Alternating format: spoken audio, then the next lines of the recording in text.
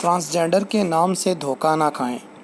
وہ 4 شہر تھے، آبادی تقریباً 10 لاکھ کے قریب تھی۔ صبح کا وقت تھا، وہ سب اپنے کام کاج میں مصروف تھے۔ اچانک ہلکی سی گڑگڑاہٹ کی آواز پیدا ہونے لگی اور زمین ہلنے لگی۔ ایسے لگا جیسے زلزلہ آ رہا ہو۔ لوگ اس پراسرار آواز اور پھر زمین ہلنے کی وجہ سے گھبرا کر گھروں سے باہر نکل آئے تاکہ زلزلے کے نتیجے میں مکانات اگر زمین بوس ہوئے تو وہ اپنی جان بچا سکیں۔ پھر گڑگڑاہٹ کی آواز اور زمین ہلنا رک گئی۔ چند لمحے سکون رہا اور پھر زمین اتنی شدت سے ہلنے لگی کہ مکانات گرنے لگے، لیکن لوگ چونکہ پہلے جھٹکے کے بعد گھروں سے نکل آئے تھے، اس لیے مکانات کے گرنے کے باوجود بھی سب لوگ زخمی یا ہلاک ہونے سے بچ گئے۔ زمین کی حرکت میں شدت آتی جا رہی تھی، لیکن لوگوں نے ایک بات نوٹ کی کہ یہ زلزلہ صرف اتنے حصے میں آ رہا تھا جتنے حصے میں شہری آبادی تھی۔ شہر سے باہر کی سڑکیں اور راستے بالکل ٹھیک تھے اور نارمل حالت میں تھے۔ جتنی جگہ پر شہر کے مکانات تھے، اتنے علاقے کی زمین ارد گرد سے کئی فٹ اونچی ابھر آئی تھی۔ یوں لگ رہا تھا جیسے صرف شہر کے علاقے کے نیچے کی زمین میں بیلچہ گھسا کر اتنے علاقے کی مٹی کو نیچے والی زمین سے الگ کر دیا گیا ہو۔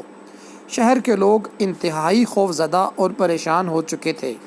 وہ شہر کے علاقے سے باہر بھی نہیں نکل سکتے تھے کیونکہ شہر کی زمین کافی اونچی اٹھ چکی تھی اور دونوں زمینوں کے درمیان گہری کھائی سی بن چکی تھی۔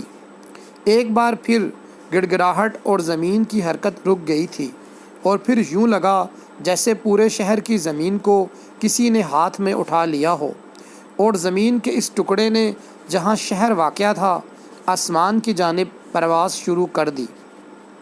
پھر کئی کلومیٹر اوپر بلندی پر پہنچ کر زمین کے اس ٹکڑے کو الٹا کر کے زمین کی طرف پوری قوت سے پھینک دیا گیا۔ سارے شہر کے انسان سر کے بل تیزی سے زمین کی طرف بڑھ رہے تھے۔ ان کے درمیان اور نیچے زمین کے درمیان فاصلہ تیزی سے کم ہو رہا تھا اور پھر ایک زوردار دھماکے کے ساتھ پورے کا پورا شہر اپنی آبادی سمیت زمین کے ساتھ الٹا ٹکرا گیا اور سب کچھ ملیہ میٹ ہو گیا۔ یہ بہت تیزی اور شدت سے ہوا تھا۔ شہر کی ساری آبادی 1 سیکنڈ میں پس کر پاؤڈر جیسی بن گئی۔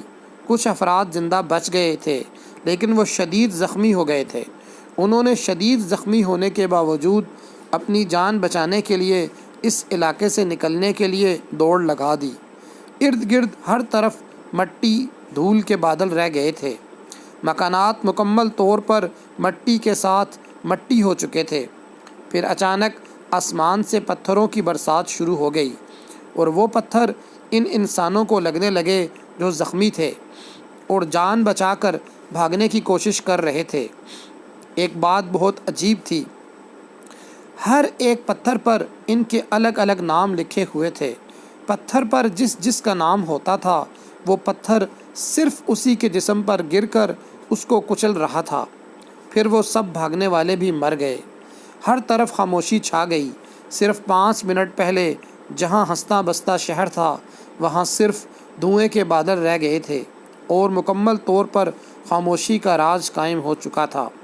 اس پورے شہر کو اس کی زمین اور آبادی سمیت جبرائیل فرشتے نے اپنے پر کے ذریعے سے اٹھایا تھا اور پھر بلندی پر لے جا کر الٹا پٹخ دیا تھا اور پھر اللہ تعالیٰ کے حکم سے باقی شہروں کو ان کی آبادیوں سمیت اٹھا کر بلندی سے الٹا پٹخ کر تباہ کر دیا تھا۔ ان لوگوں کے ساتھ یہ کیا ہوا تھا؟ کیوں ہوا تھا؟ اور یہ لوگ کون تھے؟ یہ سب لوگ بدترین عذاب الہی کا شکار ہوئے تھے۔ یہ سب حضرت لوط علیہ السلام کی قوم سے تعلق رکھتے تھے۔ یہ سب ایک ایسے گناہ کے عادی تھے جو انتہائی بدترین تھا۔